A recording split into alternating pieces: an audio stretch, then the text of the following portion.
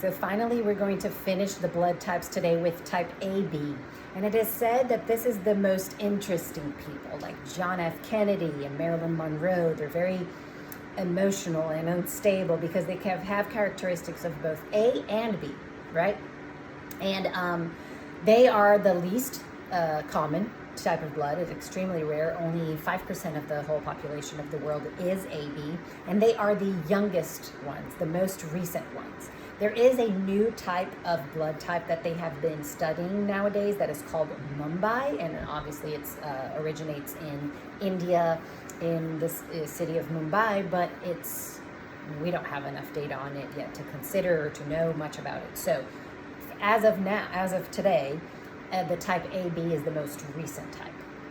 And so these people, they have no antibodies, right? They are the ones that can receive blood from anybody. They can get blood from O, from A, from B, and they're good. So they don't produce antibodies. And this means that their immune system is quite tolerant. So they don't have as much chances of developing autoimmune diseases and allergies, but they may be more susceptible to infections as well. So they, as I said, they're complex individuals and unstable sometimes. They're like chameleons. They have both characteristics of type A and type B. So this means they kind of don't care about what, they want to do their own things like the B does, but they care a lot about people like A do. And this can cause some internal conflict. So they want to go their own way, but they also care a lot about people, so they kind of feel conflictuous there. So they collaborate well, and they do everything very well. Everything that they do is well done. And they can do a lot of things at the same time. They can juggle a lot of things. They are good strategizers. And they're charismatic. They have this magnetism. Like I said, they're interesting people. Very intelligent, of course. They're popular, tend to be popular, and they kind of seem to have a double personality. So they can be super hyper, but they can also be kind of reserved as well. They adapt very well to any circumstance. And these people, in terms of adrenaline and cortisol, the stress levels, they resemble more the type O, meaning they would have more adrenaline in their bodies and less cortisol that the A type would have, be more of that cortisolic anxiety. And they also resemble the B in the aspect that they clear nitrous oxide a little faster. So this could suffer some emotional consequences, high emotions, because nitrous oxide, I don't exactly understand the mechanism, but it's involved in some kind of mood regulation as well. So they have the tendency to internalize their emotions, especially anger and hostility, because we know type O is explosive, right? It acts like an animal. So they get angry and they fight and they yell and they get it out of their system. Type A internalizes. And so the type AB has this tendency as well to internalize, especially anger and hostility. And this can be very damaging to your health. So really work on, if you are an AB and you have that, really work on getting that anger out, maybe through exercise. Exercise is a very important key to balance AB since they have characteristics. So they can do both high intensity a little bit more, and they can also need that meditative, calming practices that are needed to calm down the type A side. So Tai Chi, yoga, meditation, breathing exercises, this would all calm that A side of them, but then the more intense physical exercise would help them alleviate that excess adrenaline that they tend to accumulate from stress.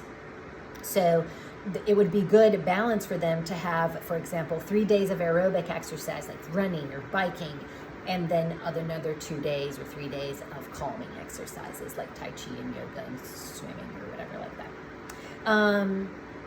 So they have a good ability, if they know how to manage this, with exercise and the techniques, they have a good ability to reverse the effects of stress.